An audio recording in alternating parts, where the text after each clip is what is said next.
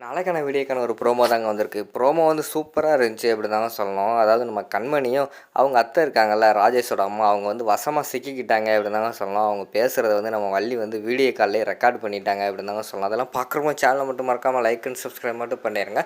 First எடுத்தவொடனே நம்ம மொட்டை மாடியில் தான் காட்டிக்கிட்டு இருக்காங்க. அங்கே வந்து கண்மணியும் அவங்க அத்தை இருக்காங்கல்ல, அவங்க 2 பேரும் தான் பேசிக்கிட்டு இருக்கிற மாதிரி காட்டிக்கிட்டு இருக்காங்க. அப்போ வந்து கண்மணியோட அத்தை வந்து சொல்கிறாங்க, "கண்மணி நானே பயந்துட்டேன். உண்மையாகவே நீ வந்து கொளுத்திக்கிடுவியோ என்னன்னு சொல்லிட்டு நான் நிஜமாவே பயந்துட்டேன் தெரியுமா?" அப்படிங்கிற மாதிரி சொல்கிறாங்க. "அத்தை உண்மையாக கொளுத்திக்கிறதுக்கு நான் என்ன மெண்டலா? என்ன இருந்தாலும் வந்து மாறன் இந்த வீட்டு பையன். நாளைக்கே அவன் வந்து நின்னாலும் எல்லாருமே வந்து அவன் மேலே பாசத்தில் பரிதாபத்தில் வந்து இந்த வீட்டுக்குள்ளே ஏற்றுக்குருவாங்க. அவனை ஏற்றுக்கிட்டாங்கன்னா அப்புறம் இவ்வளோ நாள் கஷ்டப்பட்டது வேஸ்ட்டாக போகும். ஆல்ரெடி வந்து நான் ஒரு தடவை ஏமாந்துட்டேன். என் தங்கச்சி கழுத்தில் எப்படியோ தாலி கட்டிட்டான். அதில் ஏமாந்துட்டேன். ஆனால் இனிமேல் அவனை வீட்டுக்குள்ளே வந்து சேர்க்கவே கூடாது. அவனை தெரு தெருவாக அலைய விட்டு அவனை பைத்தியம் பிடிக்க விடாமல் நான் வந்து விடமாட்டேன்." அப்படிங்கிற மாதிரி சொல்லிக்கிட்டு இருக்கிற மாதிரி காட்டிக்கிட்டு இருக்காங்க. அந்த நேரத்தில் தான் அங்கிட்டு வந்து வள்ளி வந்து நடந்து போகிறாங்க. "என்ன இவங்க 2 பேரும் ஏதோ பேசுகிறாங்களே" அப்படின்னு சொல்லிட்டு ஒட்டு கேட்க ஆரம்பித்தாங்க. அப்போ தான் தெரியுது அவங்களுக்கு இவங்க வந்து இந்த குடும்பத்தை சீரழிக்கிறது எப்படி என்னன்னு வந்து பேசிக்கிட்டு இருக்காங்கன்ட்டு. உடனே நம்ம இதை வந்து வீடியோ கால் எடுத்தால் தான் சரியாக வரும், எடுத்து கொண்டு போய் நம்ம இதை வந்து வீரா கிட்ட காட்டிடுவோம் அப்படின்னு சொல்லிட்டு அவங்க உடனே மொபைல் ஃபோன் எடுத்து அதை வீடியோ எடுக்க ஆரம்பிச்சிடுறாங்க. அடுத்து வந்து அதில் ராஜேஷோட அம்மா வந்து பேசுகிறாங்க. "நல்ல வேலை கண்மணி, நீ இப்படி ஒரு பிளான் போட்ட. நான் கூட வந்து ஆனால் தத்ரூபமாக நடிச்ச தெரியுமா, நானே அப்படியே நம்பிட்டேன் தெரியுமா" அப்படிங்கிற மாதிரி சொல்கிறாங்க.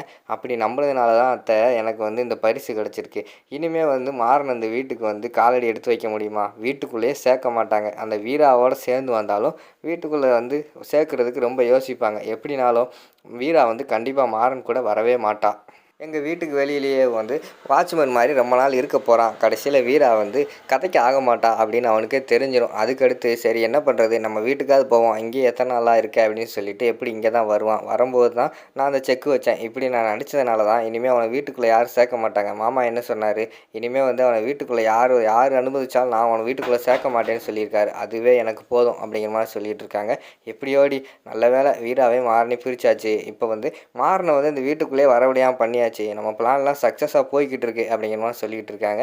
ஆமாத்த இது மட்டும் காணாது, இந்த குடும்பத்தில் வந்து ஒவ்வொருத்தரையாக வந்து பிரிக்கணும். அண்ணன் தம்பிங்க 3 பேர் இருக்காங்கல்ல, 3 பேர்த்தையுமே ஒருத்தனை அடிச்சுக்கிட்டு சட்டையை கிழிச்சு ரோட்டில் அலையிற அளவுக்கு நான் வந்து ஓட விட மாட்டேன், ஓட விடணும் அப்படிங்கிற மாதிரி சொல்லிகிட்டு இருக்காங்க. கண்டிப்பாக இப்போ தாண்டி ஆரம்பிச்சிருக்கோம், இன்னும் ஒவ்வொருத்தனையாக வந்து கண்டிப்பாக ஓட விடுவோம் அப்படிங்கிற மாதிரி சொல்லிட்டு அவங்க அத்தை சொல்லிகிட்டு இருக்காங்க.